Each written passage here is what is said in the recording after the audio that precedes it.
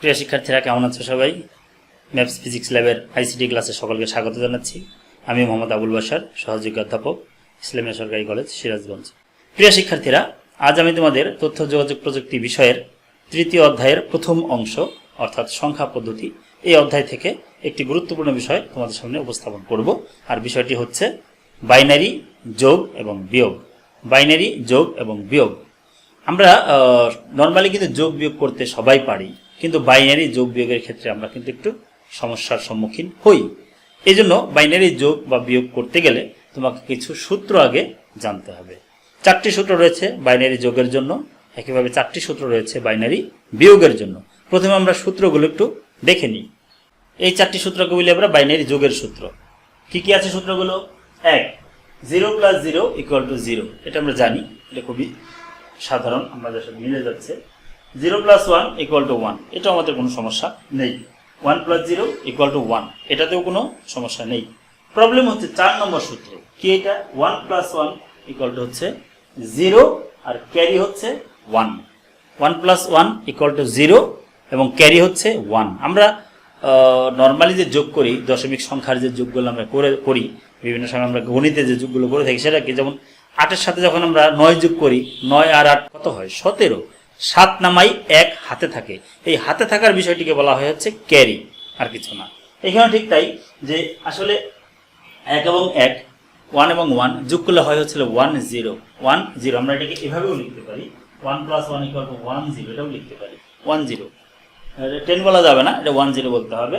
তো এই যে 0, ডান দিকেরটা আমরা নামাবো, আর এই 1কে বলছি ক্যারি। এর ডান দিকেরটা হচ্ছে সাম বা যোগফল, আর 1কে বলতেছি ক্যারি। এটা আবার পরের ঘরে যে যুক্ত হয়, পরের ডিজিটে গিয়ে যুক্ত হয়।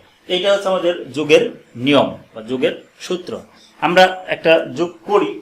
এখানে আমাদের 3টা রো আছে। এখন এই 3টি রোকে আমাকে যোগ করতে হবে। কিভাবে যোগটা করবো একটু খেয়াল করো। আমরা একটা একটা করবো। কিভাবে শুরু করি? প্রথমে আমরা কি করব? এই 1 এর সাথে এই 1 যোগ করব। তাহলে এই 1 আর এই 1 যোগ করলে কত হবে? 1 0 1 0। তার সাথে আরেকটা 1 যোগ করতে হবে। তাহলে কি হবে?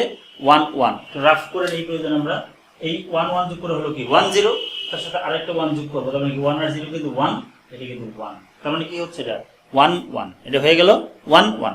এখন 1 1 হলে কি হবে? 1 এখানে নামবে, আর এই 1 কিন্তু তোমার ক্যারি থাকবে। এই 1টা আবার ক্যারি থাকবে। সেই ক্যারিটা কি হবে? আবার পরের ডিজিটে গিয়ে যোগ হয়ে যাবে। তাহলে এই 1 আর এই 0 যোগ করে কি হয়ে গেল? 1 হয়ে গেল। সেই 1 আর এই 1 যোগ করে কি হলো? আবার কিন্তু 1 0 হলো। আর কিন্তু 0 আছে, তার মানে 1 0 থাকলো। তাহলে আবার 1 0 কি হবে? 0টা নামলো, আবার কিন্তু তোমার 1 ক্যারি থাকলো। ওকে, সেই 1 আবার এখানে নিয়ে আসো। তাহলে কি হলো? 1 1 যোগ করে কি হবে? 1 0। সেই 1 আবার এটার সাথে যোগ করতে হবে 1 1। তাহলে আবার কিন্তু 1 নামলো, আবার 1 তোমার ক্যারি থাকলো। সেই 1 এখানে চলে আসবে। তাহলে কি হবে? 1 0। সেই 1 0 সাথে 1 যোগ করলে কি হবে? 1 1। এবার আমরা আসি, 1 1 হয়েছে এই পর্যন্ত, তার সাথে কিন্তু আরেকটা 1 যোগ করতে হবে। আরেকটা 1 আমি যোগ করবো। এখন কি হবে?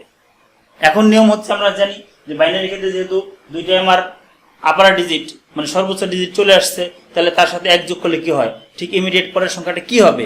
ইমিডিয়েট পরের সংখ্যাটা হবে হচ্ছে এই দুটো 0 হবে আর একটা 1 হবে।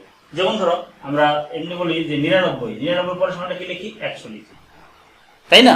কারণ দশমিকের সর্বোচ্চ ডিজিট কিন্তু 9, এই জন্য 99 হয়ে গেছে, দুইটাই 99 হয়ে গেছে।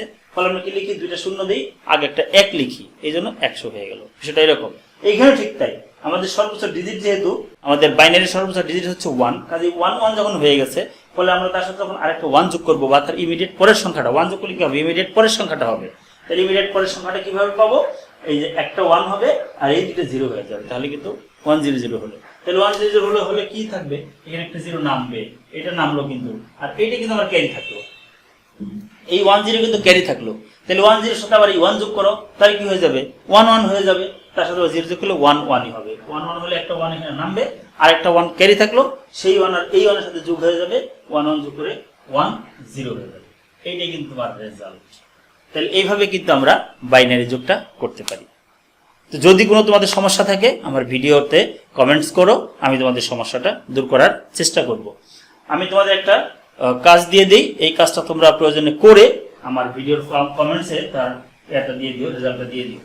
বাড়ির কাজ, এই যোগটা তোমরা করে, যদি সম্ভব হয় তোমরা করে আমার ভিডিওর কমেন্টে সেই ফলাফলটা আপলোড করে দিও। আমি অ্যান্সারটা বলবো যে সঠিক হয়েছে কি হয়নি, না হলে কোথাও সমস্যা থাকলে আমি তোমাদের বুঝিয়ে দেবো সেটা কিভাবে করতে হবে। তা আশা করি যোগটা তোমরা বুঝতে পেরেছ। এবার আমি তোমাদের দেখাবো হচ্ছে বিয়োগ, বাইনারি বিয়োগ কিভাবে করতে হয়। বাইনারি বিয়োগ, বিয়োগের ক্ষেত্রে 4টি সূত্র রয়েছে, সেই সূত্রগুলোকে আমরা একটু জেনে নিই। প্রথম তিনটাতে আমাদের কোনো সমস্যা নেই, কারণ দেখো 0 থেকে 0 বিয়োগ করলে 0 হবে এটা আমরা জানি, 1 থেকে 0 বিয়োগ করলে 1 হবে এটাও আমরা জানি, 1 থেকে 1 বিয়োগ করলে 0 হবে এটাও আমরা জানি। শুধু সমস্যা হচ্ছে এখানে 0 - 1 যখন হবে তখন 1 নামবে তোমার ফলাফল হিসেবে, বিয়োগফল হিসেবে, আর 1 থাকবে হচ্ছে ক্যারি, 1 থাকবে ক্যারি। এইভাবে আমরা মনে রাখবো। ওকে, এখন এইটা আমরা প্রয়োগ করব কিভাবে সেটা আমরা একটু দেখতে চাই। আমরা একটা বিয়োগ করি তাহলে তোমরা বুঝতে পারবে। যেমন ধরো 1 1 0 1 1 0 1, আমি বিয়োগ করব 1 0 1 0 1 1, এটা বিয়োগ করতে চাই। ডিজিটগুলো সবসময় মিল করে লিখতে হবে, উপরে নিচে যেন ঘর মিল থাকে। আচ্ছা ওকে, প্রথমে আমাকে কি করতে হবে, 1 - 1, বুঝতেই পারছি এটা কি হবে, 0 হবে। এটা সাধারণ, কোনো সমস্যা নেই। 0 - 1 চলে এসেছে, 0 - 1, তাহলে কি হবে, নিয়ম অনুসারে আমার কিন্তু 1 নামবে আর 1 ক্যারি থাকবে। ওকে, 0 - 1 মানে কি, 1 হচ্ছে তোমার ফলাফলটা আর 1 হচ্ছে ক্যারি, তাহলে সেই 1টা এখানে আসবে, আবার সেই 1 0 সাথে যোগ হয়ে যাবে, তাহলে 1 হয়ে গেল, তাহলে 1 আর এটা 1, তাহলে 1 - 1 মানে কি, 0ই হয়ে যাবে, কোনো ক্যারি নেই। 1 - 1 এটাও 0 হয়ে যাবে, 0 - 0 এটাও 0 হয়ে যাবে, 1 - 1 এটাও 0 হয়ে যাবে, এটা কিছুই নেই যেহেতু 1 হবে, এটাই হচ্ছে তোমার অ্যান্সার। তাহলে এইভাবে আমরা দেখা যায় যে প্রত্যেকটা ক্ষেত্রে এই সূত্রগুলো যদি মাথায় রাখি তাহলে আমাদের যোগ বিয়োগ করতে কোনো অসুবিধে হবে না আশা করি। তবে হ্যাঁ, বাইনারি বিয়োগ কিন্তু আমাদের সরাসরি করতে হয় না। আমাদের যে সার্কিট, আমাদের যে কম্পিউটার বা ইলেকট্রনিক ডিভাইসের যে সার্কিটগুলো রয়েছে, এখানে কিন্তু বাইনারি বিয়োগ সরাসরি করার কোনো স্কোপ নাই, কারণ বাইনারি সকল বর্তনী হচ্ছে অ্যাডার বর্তনী, অর্থাৎ যোগের বর্তনী। যোগের বর্তনী দিয়ে সব কিছু করা যায়, যোগের বর্তনীতে যোগ করা যায়, বিয়োগ করা যায়, গুণ করা যায়, ভাগ করা যায়, এভরিথিং করা যায় যোগের বর্তনী দিয়ে। কাজে আসলে বিয়োগ, গুণ বা ভাগ যাই বলি, প্র্যাকটিক্যালি কিন্তু করা হয় না, সব যোগ করে করা হয়। তো প্রিয় শিক্ষার্থীরা, তোমাদের বিয়োগের জন্য একটা বাড়ির কাজ দেখতে পাচ্ছ, এই বাড়ির কাজটাও তোমরা করবে। এই বিয়োগটা করে আমাকে তোমরা নেক্সট দিন এর ফলাফলটা কি হয় জানাবে। তো একটা যোগের জন্য, একটা বিয়োগের জন্য দুইটা বাড়ির কাজ তোমাদের দিলাম। সম্ভব হলে এগুলো করে আমার ভিডিওর কমেন্টে তোমরা সেই ফলাফলটা অথবা পুরো অঙ্কটাই আপলোড করো। আমি কোনো ভুল থাকলে তোমাদেরকে দেখিয়ে দেব। যাই হোক, আমাদের চিহ্নযুক্ত সংখ্যা নিয়ে আমরা পরবর্তী কোনো একটা লেকচারে আলোচনা করব।